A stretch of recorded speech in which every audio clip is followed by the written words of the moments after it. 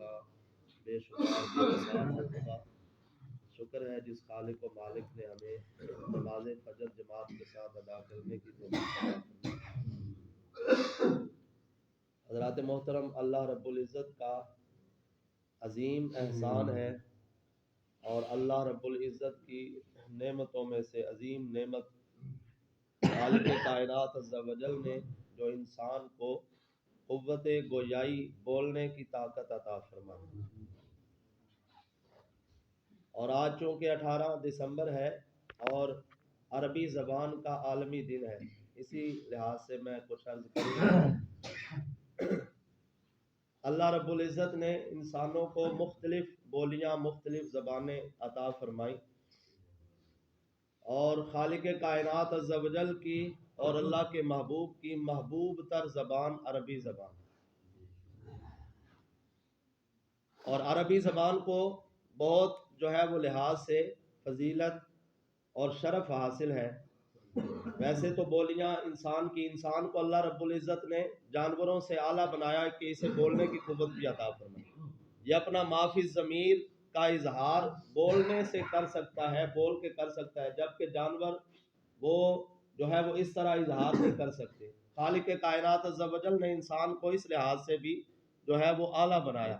اور پھر انسانوں کو مختلف بولیاں دی، مختلف زبانیں عطا کی۔ اللہ رب العزت فرماتا ہے وَمِنْ آیَاتِهِ خَلْقُ السَّمَاوَاتِ وَالْأَرْضِ وَاخْتِلَافُ أَلْسِنَتِكُمْ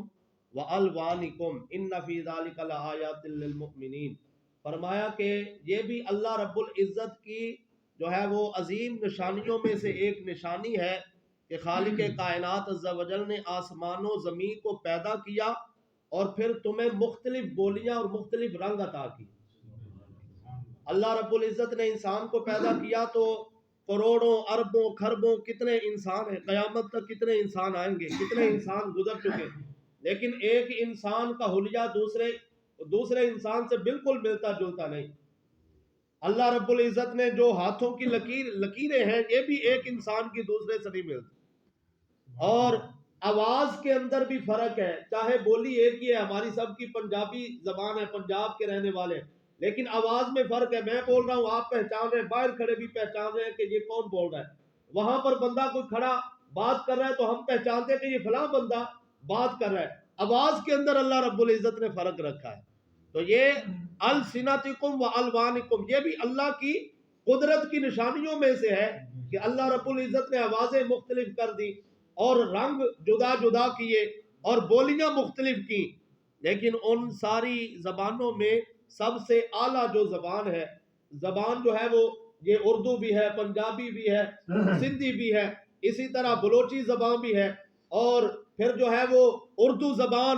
اور اسی طرح جو ہے وہ سرائکی زبان، مختلف زبانیں ہیں، انگلش زبان،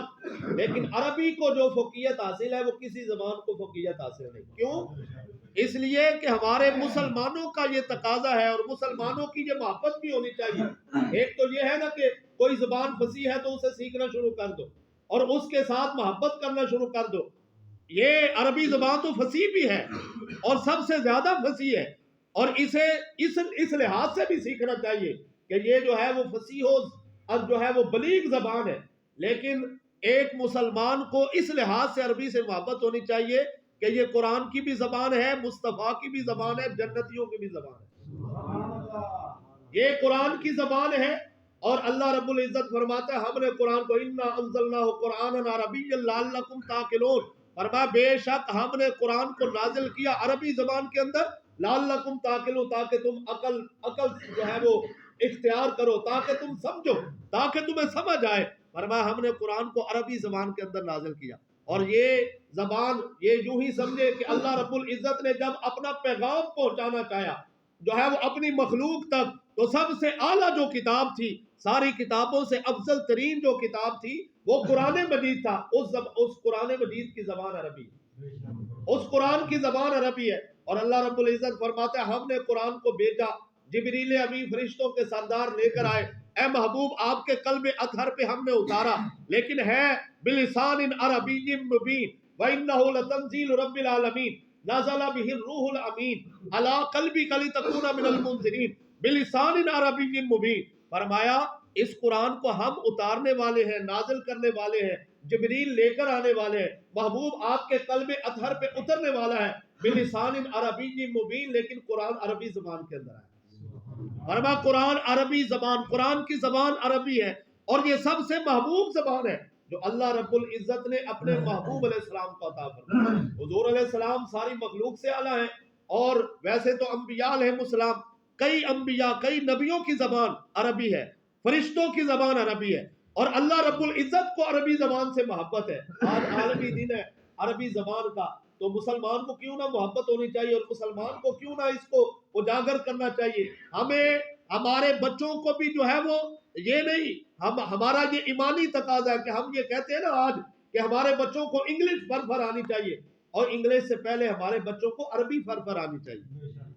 انگلش تو جو ہے وہ یہ کمر کے اندر کام نہیں آنی، جب بندہ جو ہے وہ ساز ختم ہوئے، یہاں دنیا کے اندر کام آئے گی۔ ہو سکتا ہے کوئی جو ہے وہ نوکری مل جائے، کوئی چار پیسے یہ جو ہے وہ انگلش کی وجہ سے مل جائے، انگریزی کی وجہ سے مل جائے، لیکن دیتا تو جو ہے وہ اللہ رب العزت ہے۔ خالق کائنات عز و جل عربی والوں کو دیتا ہے تو اس کے اندر برکت بھی ڈال دیتا ہے، قرآن پڑھنے والوں کو دیتا ہے تو برکت بھی ڈال دیتا ہے۔ اگر انگلش پڑھنے والے لاکھوں کماتے ہیں تو پھر برکت نہیں ہوتی، پھر بھی جو ہے وہ پریشان نظر آتے ہیں، لیکن عربی پڑھنے والے اگر چند ہزار بھی جو ہے وہ انہیں ملتا ہے تو پھر بھی ان کا گزارا ہوتا ہے، اور پھر بھی اس کے اندر برکت ہے۔ حضرات گرامی قدر، یہ کیونکہ عربی زبان قرآن کی زبان اور ہمارے پیارے محبوب صلی اللہ علیہ وسلم کی زبان، نبی کریم صلی اللہ علیہ وسلم نے خود ارشاد فرمایا، حضرت عبداللہ ابن عباس رضی اللہ تعالیٰ عنہ راوی ہے، فرمایا اے عبداللہ اور اے میرے امتیو، آپ کے وسیلے سے میری امت تک پیغام پہنچے گا۔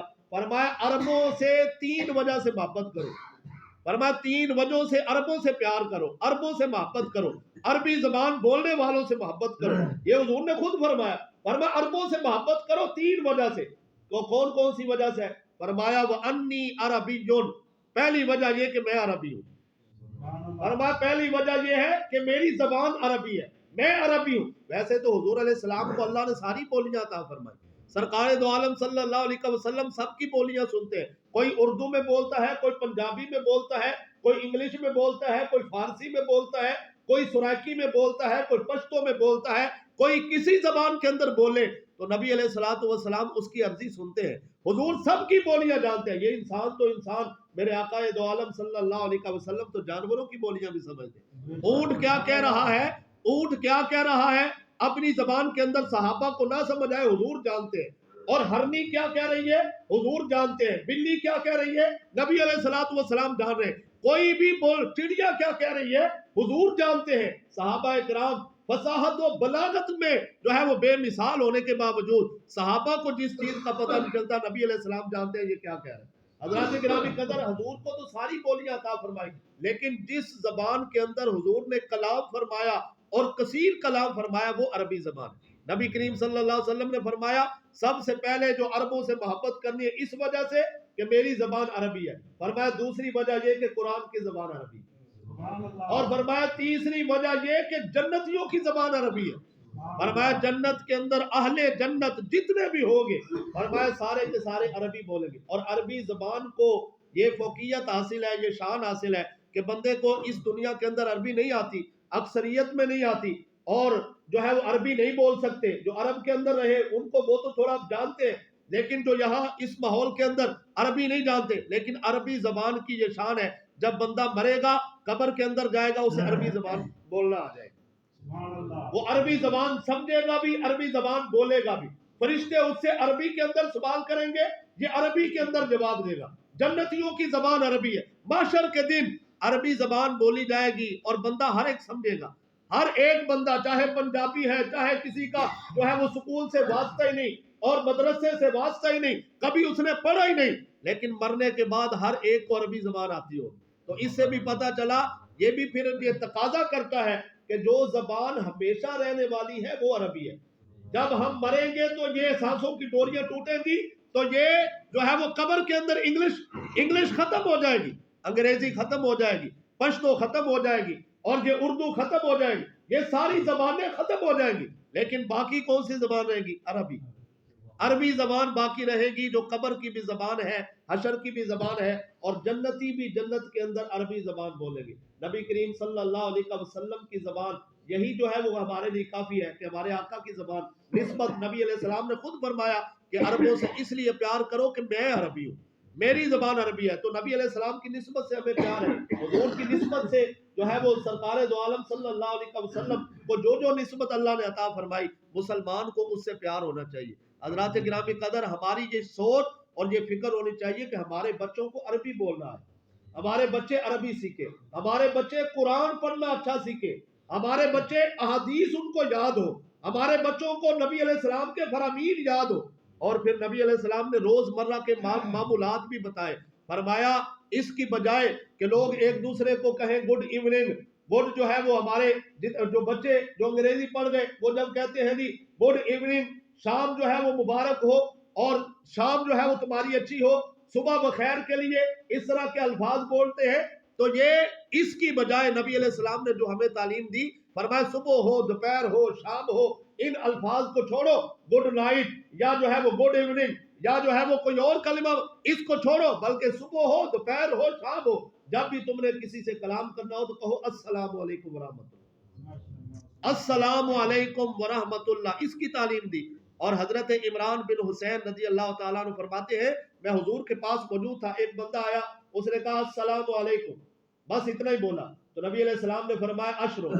وہ بیٹھ گیا، دوسرا بندہ آیا، کہا السلام علیکم ورحمۃ اللہ، نبی کریم صلی اللہ علیہ وسلم نے سلام کا جواب دیا، بیٹھ گیا، فرمایا اشرون، اس کے لیے 20 ہے، فرمایا اب تیسرا بندہ آیا اور اس نے کہا السلام علیکم ورحمۃ اللہ وبرکاتہ، نبی کریم صلی اللہ علیہ وسلم نے فرمایا سلاسون، اس کے لیے اللہ رب العزت نے 30 نیکیاں لکھ دی۔ فرمایا جس نے صرف السلام علیکم کہا اس کو 10 ملی، جس نے السلام علیکم ورحمۃ اللہ کہا اسے 20 نیکیاں مل گئی، جس نے جو ہے السلام علیکم ورحمۃ اللہ وبرکاتہ کہا، فرمایا اللہ رب العزت نے اسے 30 نیکیاں عطا فرما دی۔ اور قرآن کا لفظ بھی پڑھو تو اللہ نیکیاں عطا فرماتا ہے، السلام علیکم ورحمۃ اللہ بھی کہو تو اللہ نیکیاں عطا فرماتا ہے۔ گڈ نائٹ سے کوئی نیکی نہیں ملتی، گڈ ایوننگ سے کوئی نیکی نہیں مل رہی، یہ صرف ہمیں جو ہے وہ یہ تو دنیا کے اندر تو شاباش مل رہی ہے کہ ہم نے انگریزی کے 4 لفظ یاد کر لیے، لیکن ہمیں فخر اس بات پہ ہونا چاہیے کہ ہمیں السلام علیکم ورحمۃ اللہ کہنا آتا ہے، ہمارے بچوں کو السلام علیکم ورحمۃ اللہ کہنا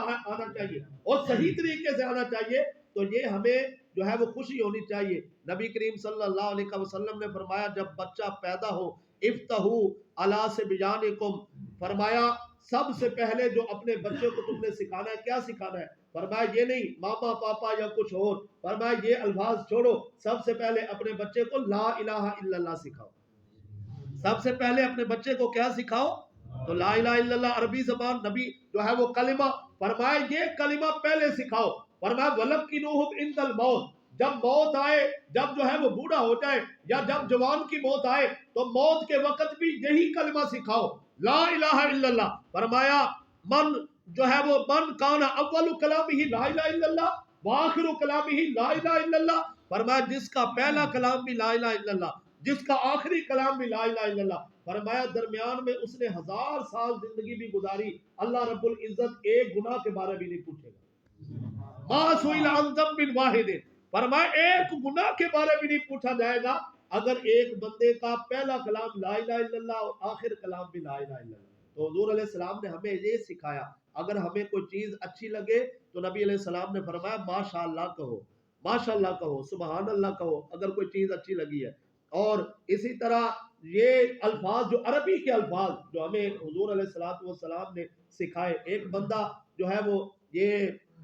حضور علیہ السلام جب مدینہ شریف تشریف لائے تو اس وقت لوگ کہتے تھے صبح بخیر شام بخیر، حالانکہ کلمہ اچھا ہے کہ صبح تمہاری اچھی ہو شام تمہاری اچھی ہو، جب یہ کلمات کہے جا رہے تھے تو نبی علیہ السلام برہم ہوئے، حضور علیہ السلام جلال میں آئے، آپ نے فرمایا یہ کیا کلمات ہے، صبح بخیر شام بخیر، یہ کیا کلمہ، ہمارے بچے بھی وہ موبائل فون پہ لکھ دیتے ہیں اور واٹس ایپ کے اوپر اور فیس بک کے اوپر ہم جو ہے وہ کسی کو داد تحسین دے تو ماں یہ کیا کلمات لکھتے ہیں، صبح بخیر شام بخیر گڈ ایوننگ، اس طرح کے الفاظ، نبی علیہ السلام آپ جلال میں آئے، آپ نے غصہ فرمایا، فرمایا ایسے کلمات مسلمان کی شان نہیں، فرمایا تم نے کوئی کلمہ کہنا تو کہو السلام علیکم ورحمۃ اللہ، السلام علیکم ورحمۃ اللہ. تو یہ عربی زبان سے ہمیں اس لحاظ سے بھی محبت اور محبت کا تقاضا یہ ہے کہ ہم اس کو سیکھیں اور اس کو جو ہے وہ ہم یہ قرآن پڑھنا، اچھا قرآن پڑھنا سیکھیں، قرآن کے الفاظ اچھے سیکھیں.